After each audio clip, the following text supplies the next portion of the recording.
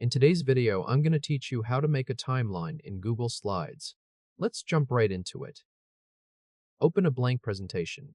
This opens a fresh, empty file ready for editing. Now move your attention to the top left corner of the screen where you'll see the words Untitled Presentation. Click on that text to make it editable. Type the name you want to use for your presentation, taking your time to enter the full title clearly. Once the name is exactly how you want it, press Enter on your keyboard to save it. Next, head up to the toolbar above the slide and click Layout. A menu will drop down showing several layout options. From this menu, click Blank, which will give you a clean slide with no preset text boxes. Now click Insert in the top menu bar. In the drop-down menu that appears, click Diagram. A sidebar will open on the right side of the screen displaying different diagram categories.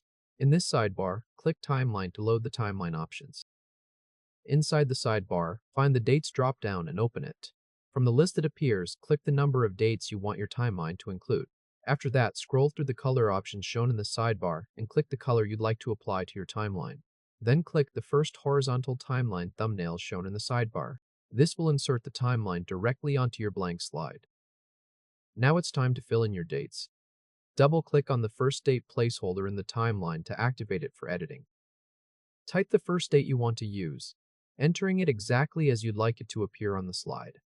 Move to the next placeholder and double-click it. Then type the second date carefully. Continue this process for each remaining placeholder, double-clicking and typing each date one at a time until every section of the timeline has been filled in. Once all your dates are entered, click on an empty area of the slide canvas to deselect the diagram. Take a moment to check that the timeline reads from left to right in the correct order. Then check that each milestone label is short enough to fit comfortably inside its timeline section, without overflowing or getting cut off.